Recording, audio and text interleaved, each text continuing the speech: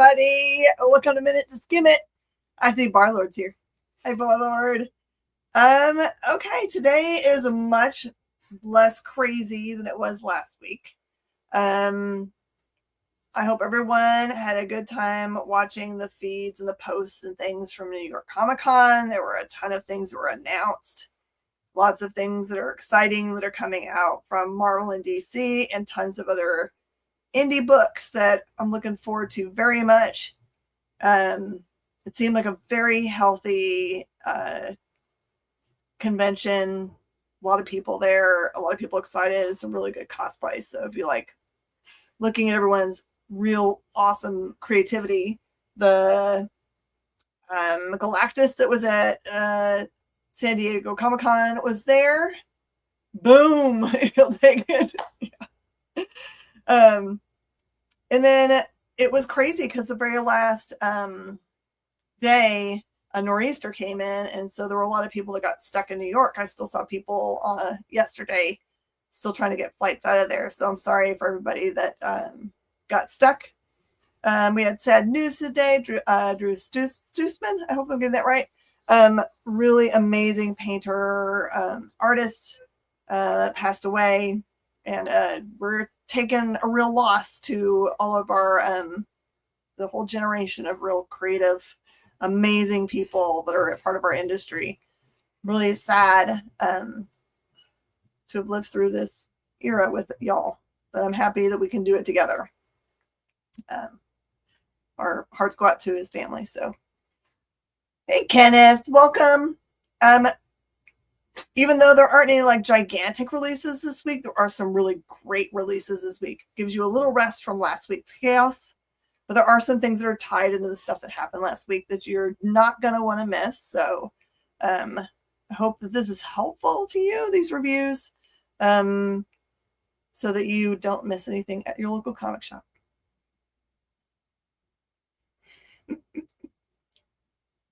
All right, let's get to it.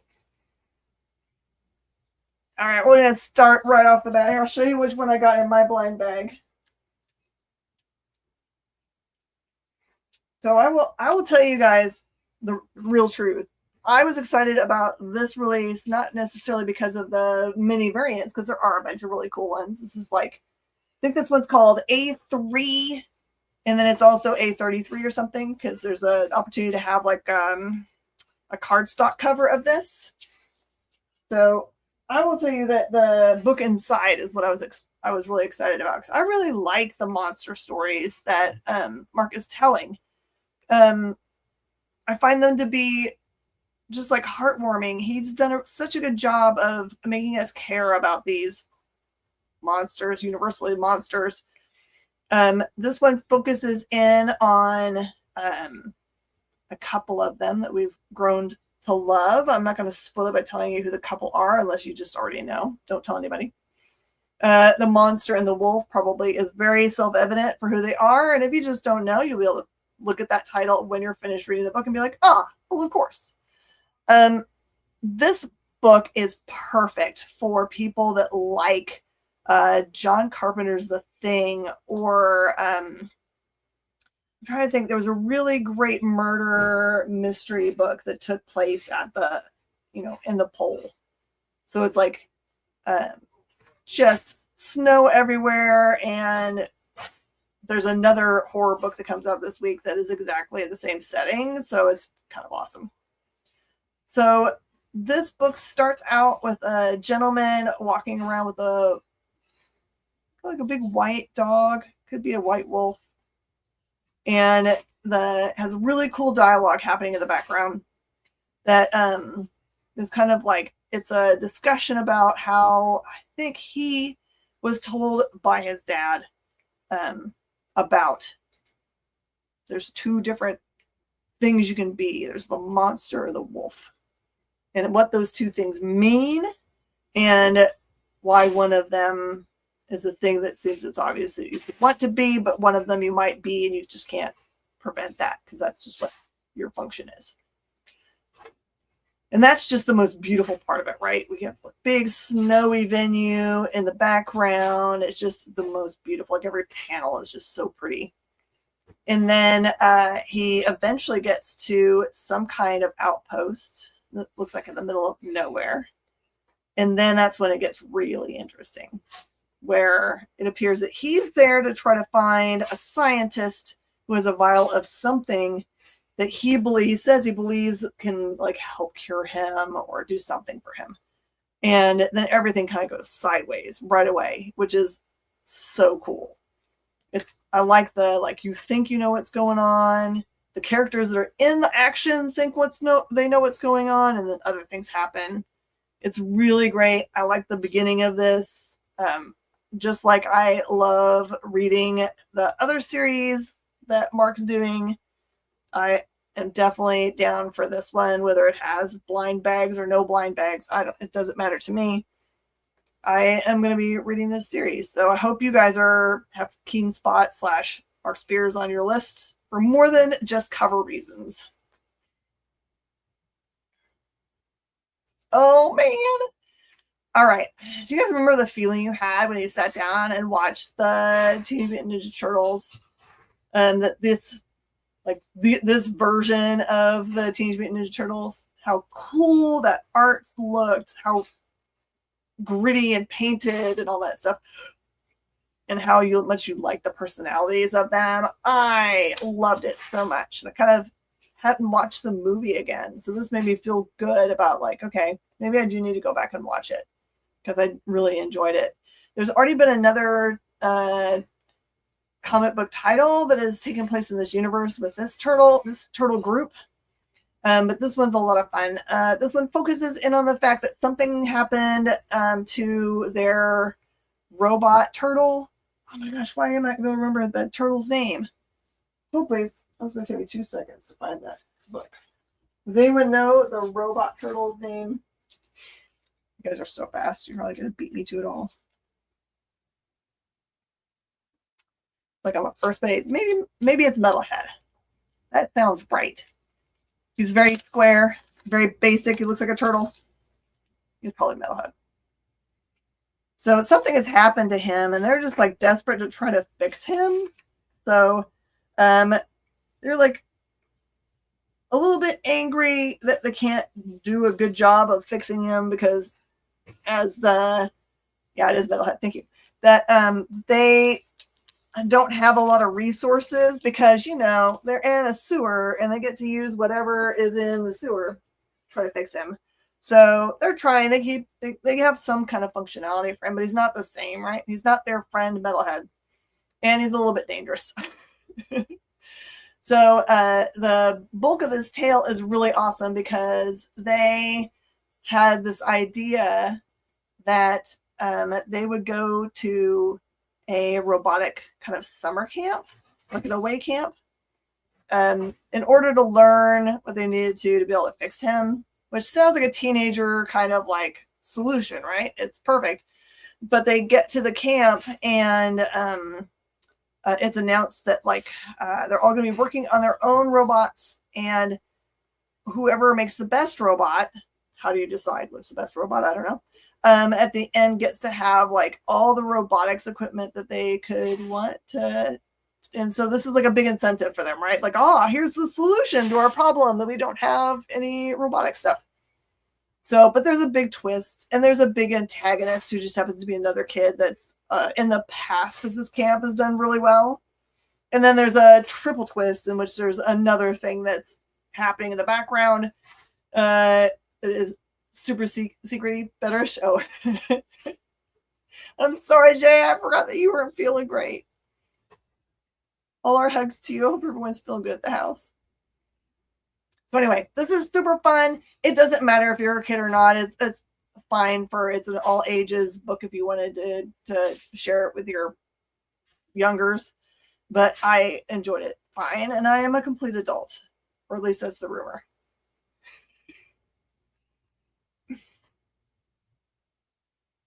Okay, this is crazy. I'm going to out myself by saying I've never seen 30 Days of Night, the movie. I've never read the original 30 Days of Night material. I know that this is not the original creative team. This is Rodney Barnes writing. But it is still Steve Niles working alongside him, who is the original creator of this book. So to say that, I am not 100% certain if this is building on a past storyline in this regard. It all happens in a little tiny remote town. I know, right? Little tiny remote town in Alaska. And if you're not familiar with the way Alaska works, is that there is a big long stretch of time for them in which they have like almost no light during the day. And so there's lots of ways you can deal with that. Some, like this town, it looks like they put up like giant lights that they're going to turn on to try to like counteract. What happens a lot of times is that people get depressed, or I don't know, it affects people's psyche a lot to be in the dark for 30 days. 30 Days of Night, hence the name of the book. So, but this one, there were 2 movies. You're right. I think you're right about that. So it feels like this is me having no knowledge. It feels like the vampires, which is kind of obvious. So there's vampires in this book because it's right there, so I can't spoil it. The vampires in this are still attached to the original vampire group. But the story on the opposite side of these vampires who have decided that they're going to go to this town in the middle of nowhere for reasons I don't know. If they've come back, if they've gone there before, it kind of feels like the town itself has a history of like, this is a horrible time. And do you remember what happened when? But there is probably a 20-somethings-year-old guy who moves into town, moves in with his uncle, I think. And you don't really know this guy's backstory. The uncle seems to believe that he's running from something, and he's like, don't bring your something here.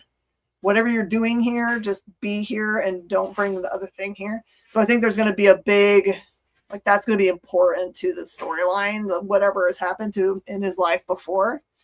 But yeah, these vampires are not kind of like fancy Lestat vampires. These are vampires that just eat your head off. Split off all your parts. So it's really bloody. And, Rodney Barnes is kind of the king of horror. Like in TV, he is often doing the production on a great many horror things. And so he does know what he's doing very much. So if you're not following Rodney Barnes on social media, you should absolutely follow him on social media, because every single time he takes a picture, he's taking a picture with someone more famous. And I don't understand how he knows every single person in Hollywood, but he does. Didn't they kill off Josh Hartnett? I didn't know that unknown. Oh no. Welcome back to Barlow. Okay, so it has happened in Barlow before. Does anyone know anything? Type in the comments if you know things, or Jay, just say. Because I feel like it might be more rich to me, this universe, if I knew what happened before.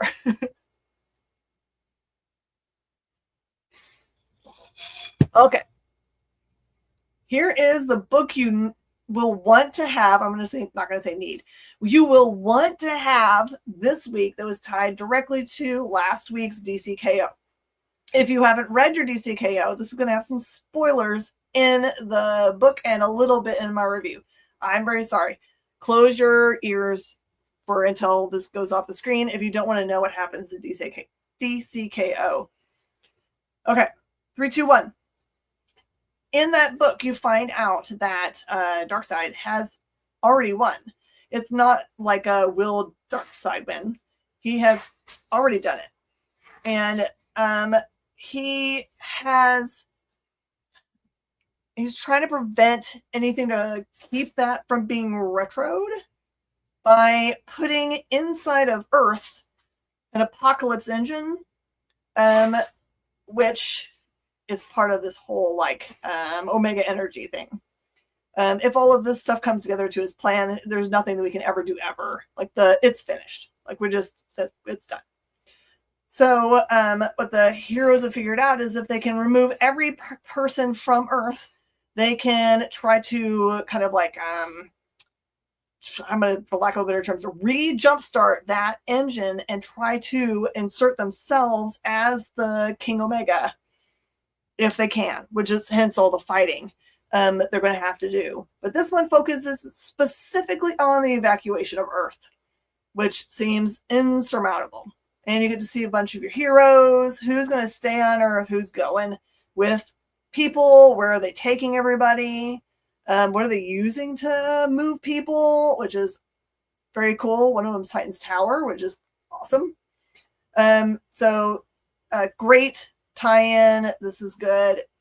If you can't find a copy of DCKO, like your LCS ran out, all you need is the stuff I just told you, and it gives you enough in this issue to understand what's going on and really get your head more wrapped around how big this event is. That it's not just kind of like, it definitely isn't a tournament of champions. That's not what's going on. This is truly a fight for everything. Like, this is so important for all. I mean, not for Marvel, obviously, because it's not tied right now, except for kind of it is. I wonder if they could bring in Marvel characters. I've been wondering a lot about it, because it does have, like, on the thing, it has Batman, right? Which Batman? What Earth? Does that matter? I don't know. If one of our champions gets knocked out, can another version of them come in? I can just see all the things that can happen and what probably is going to happen in order to defeat this guy. So it's like, what a time for comics. I know, right? It's just all the possibilities that could happen are, we have never lived more. Have you seen the cameos they've announced for DCKO? I have seen a very scary possibility on the front cover. Oh my goodness. Yeah, I mean, if you're gonna bring on somebody, why not Highlander? I can't wait. This event's been, oh my goodness, this is gonna be so great. I can't wait. I mean, he's not gonna like play by any kind of rules. No, 100%, but I can't wait to see Superman smack him around. It's so true. I just want him to have that one look. Like the look on Bruce's face when he gets hit for the first time by Bane in Absolute Batman, that's the face I want him to have. All right. Absolute Flash is really cool. We're up to issue number 8 here. But this one is amazing because it goes back and touches all the way back to issue number 1. When you're reading the book, you're like, wait a minute, they're just kind of like retelling bits, but going farther back than we saw when we first saw everybody at the facility where the I'm going to call it experiment, I guess this experiment goes awry and results in Wally getting zapped.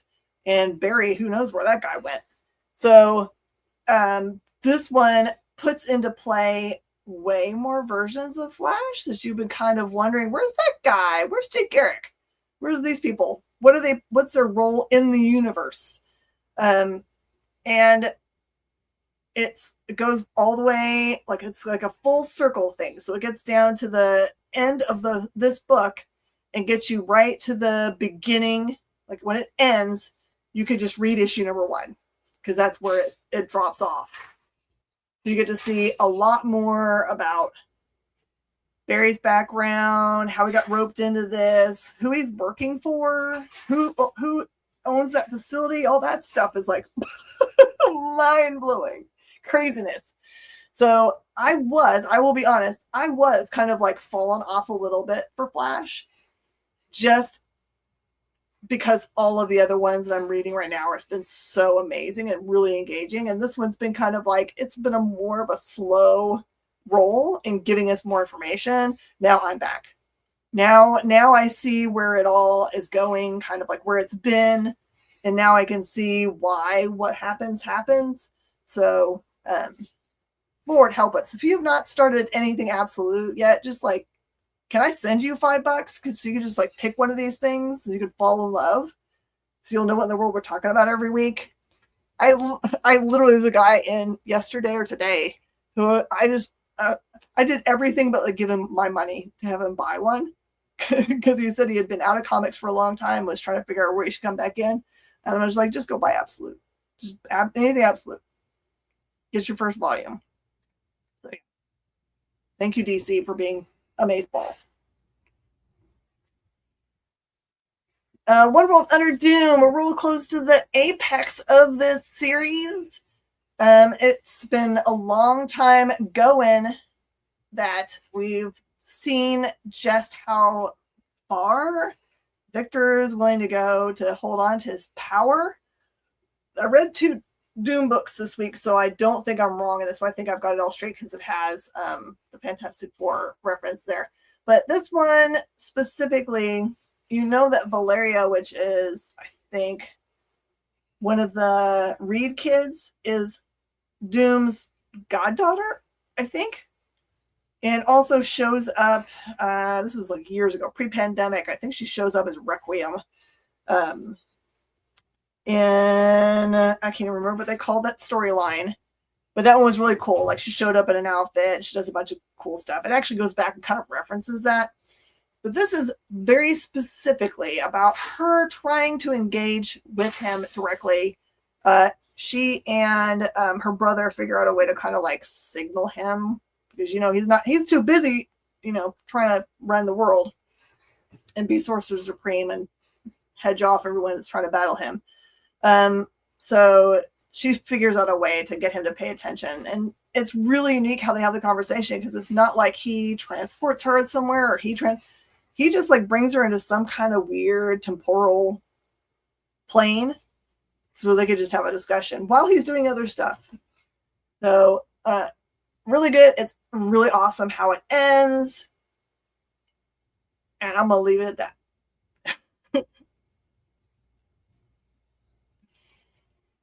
Okay, there are a whole bunch of Age of Revelation books that are out this week. They all have varying degrees of importance, but all are good in their own right. I know it's a lot of an ask to say, maybe you want to buy all of these Age of Revelation tie-ins. It's like 5 or 6 of them this week, so I would say pick the ones you think you feel the most like tied to characters for. So as a basis, Revelation is the son of Apocalypse who has X time in the past, because sometimes they say X years ago, and sometimes they say 6 years ago or whatever. So it's like really 10 years ago-ish in comparison to the main timeline. But a lot of the stuff that happens in these happens somewhere in that 10 years. So just pay attention to the pages for where it says it's taking place. So as you might remember, Tony and and Emma Frost got married at some point, tied to the Hellfire Gala stuff. It was a fake out. They were using that for some means I cannot remember, but it's continued even past its usefulness in the storyline that we're in. This one deals very specifically with them in their interactions with Revelation, that there's a bunch of things. So because Revelation put out this like X gene virus, it killed almost everybody on Earth. And if it didn't kill them, it made them transform into a mutant.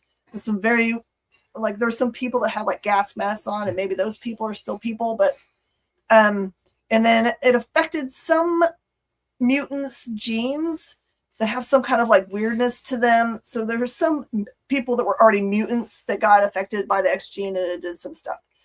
And out of the mutants that are surviving, some of them have decided to come alongside Revelation because he seems to have made a kind of like a mutant great place where there's no one really to compete with them. And so they have different roles.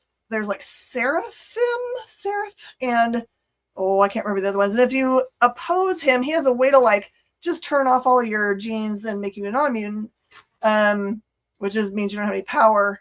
And he calls those, I'm going to call them Golem, and I can't remember what he actually calls them, something like that. So anyway, that's for all of the books. That's the important stuff to know. But in this one, they were up against one of the Seraphim, and that one is, I always forget this mutant's name. It's going to come to you and I'm not worried about it. It'll be fine. Just think, there's a mutant that they come up against who's very dangerous, and Emma throws herself in front of somebody, and then ends up having an injury. And the way she deals with it is becoming her diamond hard self, which means that she can no longer, she can't use any of her like psychic powers, I think. There's some things that it means for her. And she gets separated from Tony. The cool thing about this book is that there's always been this question for both of them. Do they actually care for each other in any kind of way? And this answers those questions for you. And also there's a big surprise at the end of the book because they are separated by years from each other. And when they reunite in the future, there is something that has very much changed about both of them. So great storyline. I've always liked this kind of weird relationship between them. They kind of are perfect for each other because they're neither of them great people, but maybe they could be great together. Fantastic Four and Gargoyles is not touched. This is not tied, to the Dynamite Gargoyles in any kind of way. This book is more interested in trying to have both the Fantastic Four and the Gargoyles come together in a non-confrontational way against other villains from both of their universes that makes sense. So like there's a villain that is part of, I can't remember if it's the Gargoyles or the Fantastic Four universe, that if it touches you can turn you into stone, which kind of makes sense for the gargoyle thing. There's some characters that look kind of like gargoyles. I think Gray Gargoyle is the one that can turn you into a gargoyle. And so it's cool because you get to know all of the gargoyles. If you've never watched the cartoon before and you don't know any of their names, it gets you to know them very much. It introduces the very first character you meet is Demona. And all of it is a lot of fun. I don't know that it has any big implications to the main universe, although it would be kind of fun to have them around. They're part of the city, so they are usually, asleep during the day.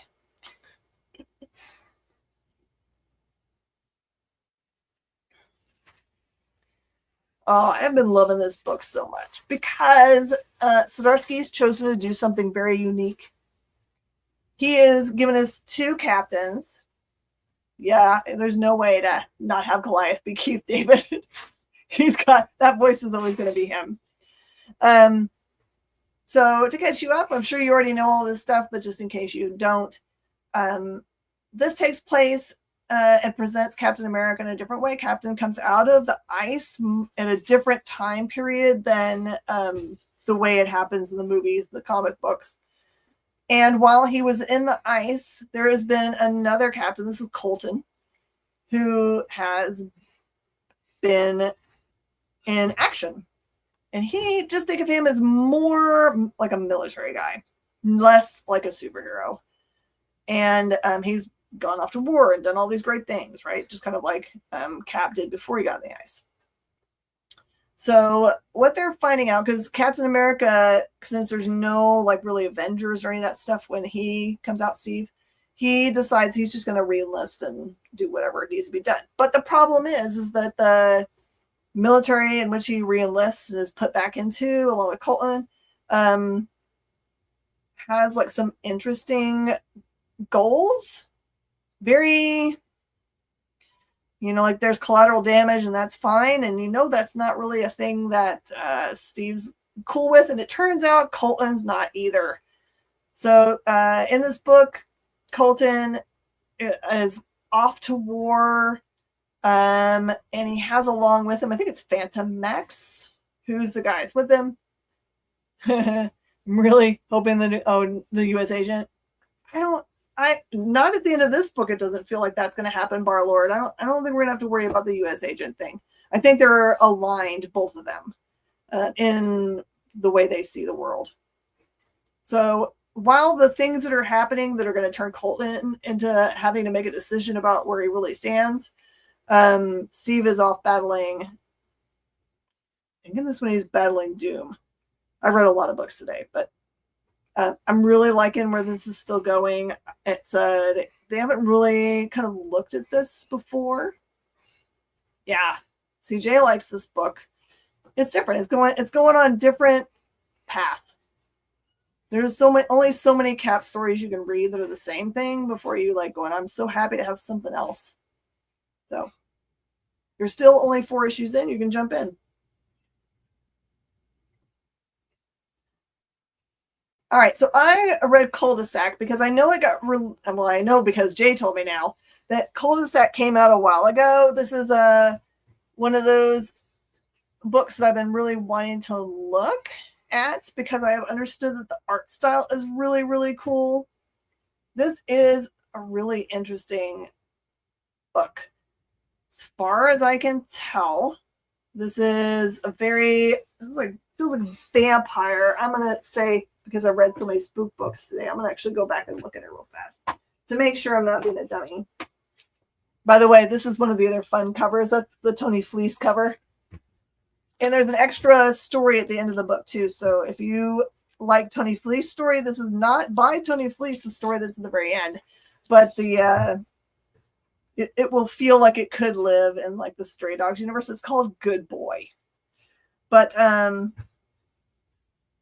yeah, this is just just imagine very scary kids that are also monsters slash vampires slash I don't know. It's a really crazy art style. It looks like you know when you take like grayscale paper and that, have you ever seen them when they do like it's just like white and gray chalk? And then maybe some pastel colors in it too. And it is on they use the kind of paper that's kind of more since this has already been out. This is just re-putting out material, so I'm just going to show you the art in it because this is not brand new. But do you see how this looks? Looks like some of it's just black and white and gray, and then some of it they color in, and it's just really an awesome story style. But the other cool thing about the book, other than that scary thing, very bloody, there is a preview for a book called Survive, which looks like people being stuck in a submarine, but also something scary at the bottom of the ocean. And then, like I said before, that this is the Good Boy story that looks a lot like it could live right in the universe that Tony and company have made. Really, really cool. Wayshack is great. The art style is so unique, right? I don't think I've seen anyone else doing that. But so anyway, it's been re-released into comic book stores because I think that when this was originally released, it was in the middle of the like, we're going back to Diamond. Oh wait, Diamond's falling apart. Who knows if this is actually going to get to comic book stores? Some of the comic book stores don't buy from them anymore. We're going to put it out again. So I'm glad they did because we missed it in all of that chaos. So I'm happy about getting to finally read this goodie. Okay, so here's more of these cool Age of Revelation stories. This one focuses in on, can't tell it there from the cover, but that's Gambit. This one has Rogue go fully up against Galactus, which, yes, Galactus, and something real bad happens. So this is about the after effects of that, how much Gambit changes over time, because it's kind of like all those long, like this happens X years ago, and here's Gambit now. And then he gets approached by somebody to help in the current fight against Revelation. This is a truly heartbreaking book, and it's not spoilery for me to tell you this because literally it's on the front cover. Rogue's name is on a tombstone. I think you can figure out what happens in the storyline. This one, really great.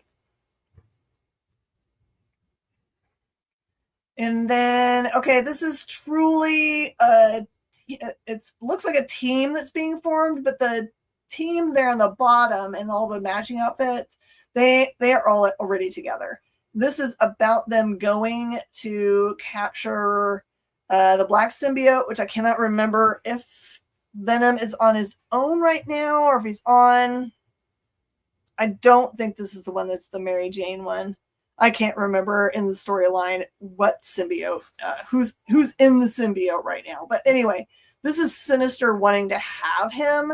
We don't 100% find out what the purpose is during this, but it's a really good story about learning all of the characters and how they operate, what their powers are, and just how they work together. I'm not mad at it. I'm intrigued by what in the world they need Venom for.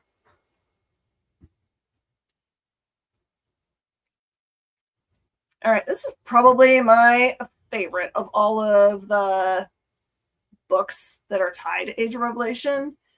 Notice that it's not Rogan Storm, it's Rogue Storm. So this puts out the idea that Rogue and Storm are best friends. But the problem is that something has affected Storm. Was the Age of Apocalypse all contained in one shot and everything else is part of Revelation's world? There was an Age of Revelation Omega or Alpha, and then some other tie-ins, and then this one, EJB. So I'm sorry. And then last week's Age of Revelation tie-ins, and then these. So it's helpful because on the very back, I don't think I'm going to get in trouble for this. In the very back of the books, it actually gives you the layout of what titles are coming. And that is 100% awesome. So this is what is coming. So it tells you what's available and what is out this week and what's coming. So that'll get you a really good idea about it. So in this one, you know that Storm has been godlike. She is a god because of things that happened. And this puts out the idea that they have to kill her. They have to do away with her as a god because of something that's related to Revelation. So when you first see where she is, she's actually being defended by 4 giant, for lack of a better term, they look like small celestials. So they are like at the 4 corners of, like, imagine like a Fortress of Solitude kind of thing. So she's in there somewhere. So this book goes back and forth between talking about like their relationship, Rogue and Storm, and then them having to go all out and try to get to her and having to defeat these, whatever these beings that are defending her.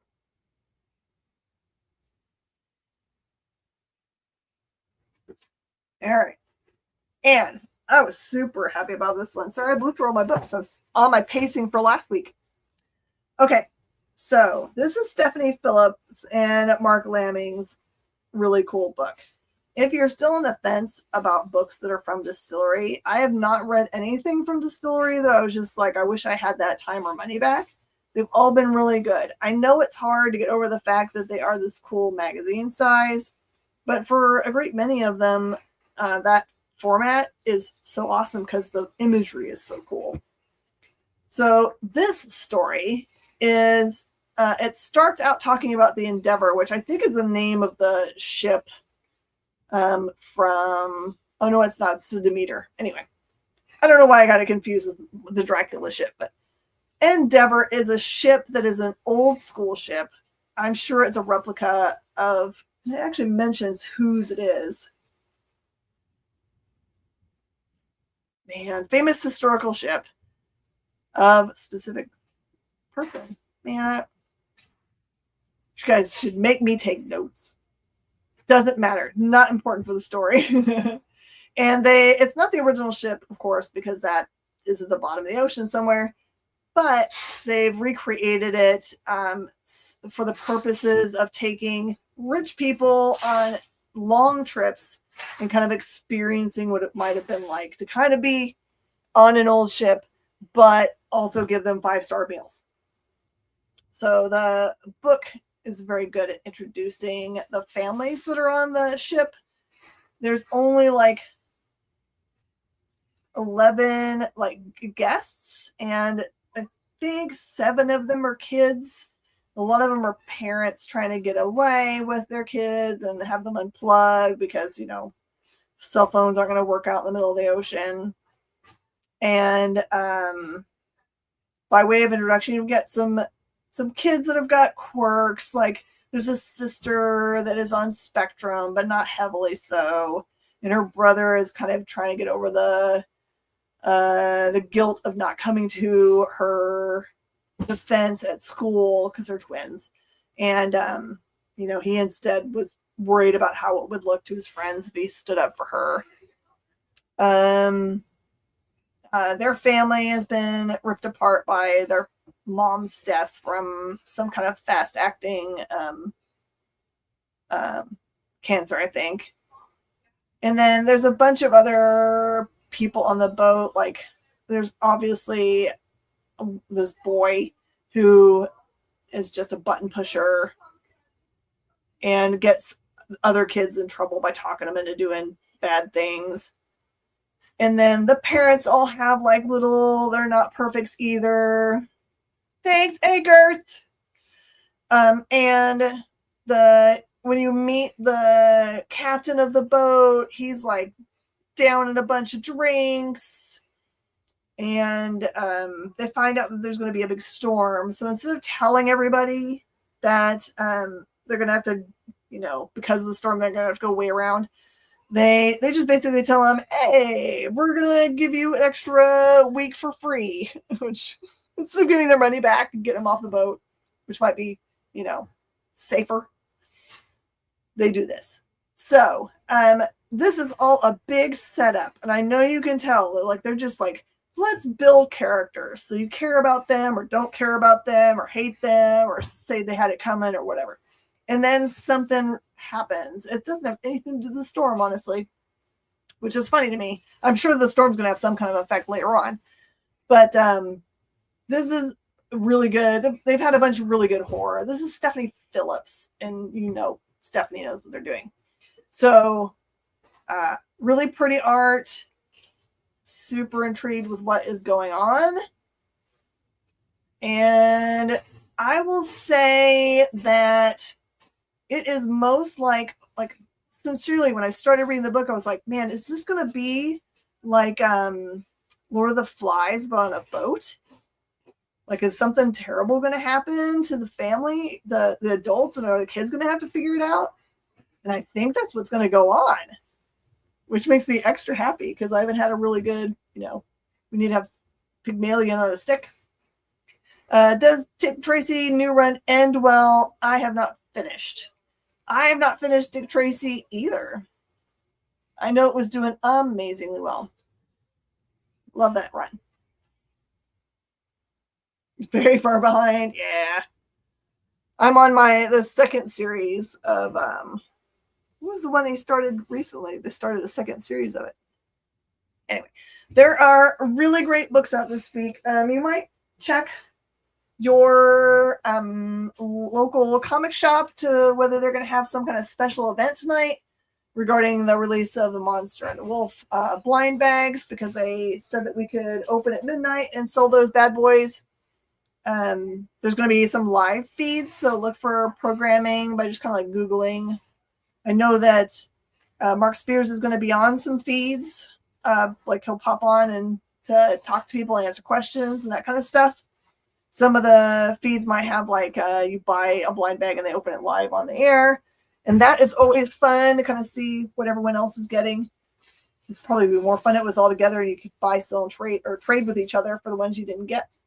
And then also there are some cool books that are coming out this week in the way of graphic novels, including really great little golden books and getting ready for the Wicked movie part 2. This one is We Are Shiz, which makes me laugh a little bit. Also from James Tynion, this is Let This One Be a Devil, which looks extra creepy. I didn't get to read that one.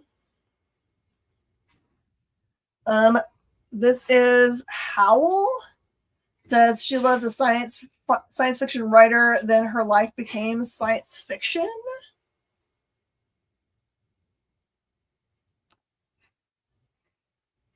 Oh, very cool. I'll tell them all about how to find me where I'm going next. So that'll be cool.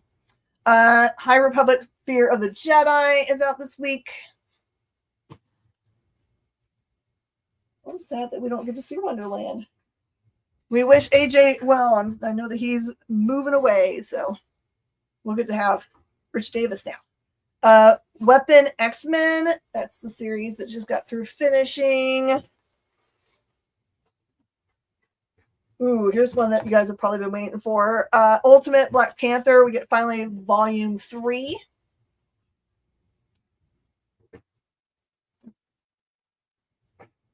Volume 4 of Bitterroot. Please tell me you guys are all reading that.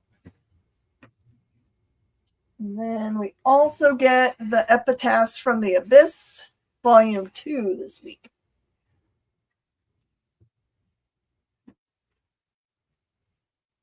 I think that's all of my goodies. Okay, so if you guys are interested, you like doing live buying, and you're going to have big FOMO because Wonderland's not going to be on tonight, but they'll be back next week. I always do a show over on the Comic Book Shopping Network, which is a Facebook-based group. It's easy to join the group. I always do that right after I finish this show. So it's 6:48 my local time. So at 7, I'll start there. And I go until 8:30 or 9 whenever I run out of books to show.